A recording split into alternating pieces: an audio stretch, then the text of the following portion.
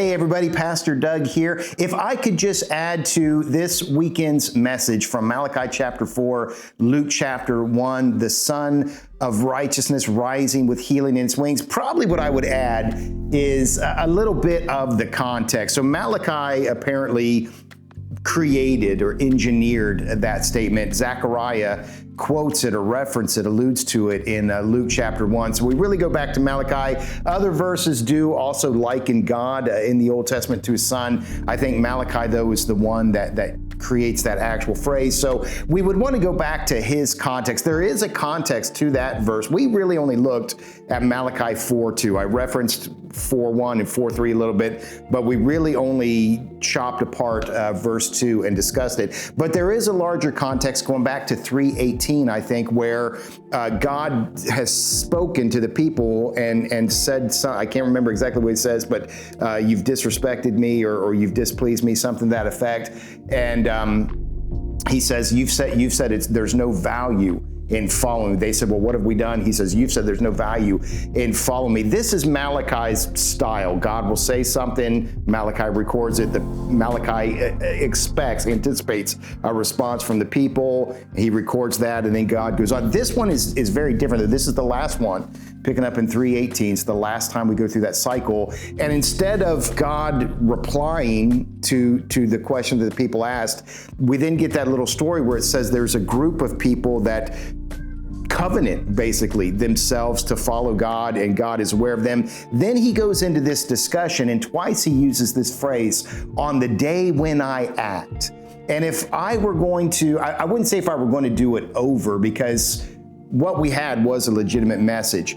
If I were going to get another message from that passage, though, which is possible, with the scriptures we can dial in, we can look at just one verse if we want to, we can look at just one word in that verse if we want to. We can also dial out. We could look at that passage, we could look at the entire book, we could do a message from the entire Bible if we wanted to. So if I were to do another message, I would dial it out a little bit, and it would be called The Day on Which I Act, and it would be about how the Son of Righteousness is not just what Jesus is, but that his coming was a shift in the way things are. That is the context. There's people who say there's no value in following God. There's other people who say no, there is. The people who say there isn't begin to oppress, to persecute the people who say that there is. And then there's a period of time, and God alludes to that time there. He says, there's going to be a day on which I act.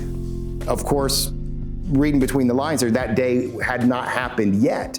These people who are being oppressed are still waiting for that day, but God says it is going to occur. Jesus, the Son of Righteousness, is going to dawn, or is going to arise, is going to arrive. There will be an advent, and then things will change.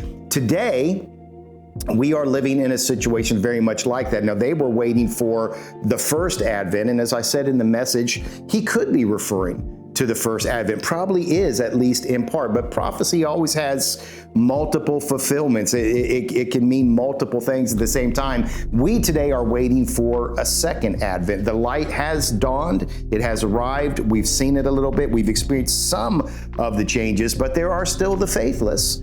I believe he calls them the arrogant and the evildoers in Malachi. There are still those people that are oppressing, persecuting, attacking the people of faith. There's still another day to come. There's still going to be another sunrise, another SON sunrise in which Jesus returns. It's going to be another day on which God acts, and the change that he started in Bethlehem 2,000 years ago will be made complete. So I guess I would add that to that sermon, or maybe I'd just do a completely different sermon where we dialed out a little bit. In either case, this is what I would have had: the day on which I act, waiting for God to move, waiting for Jesus to arrive. It's just a part of the faith that we're reliving here in Christmas time. But eventually he's going to get here. It's going to happen. We will be released from the stalls like those frolicking calves. Hope that makes some sense. Hope that's a blessing to you today. God bless. See you again very soon.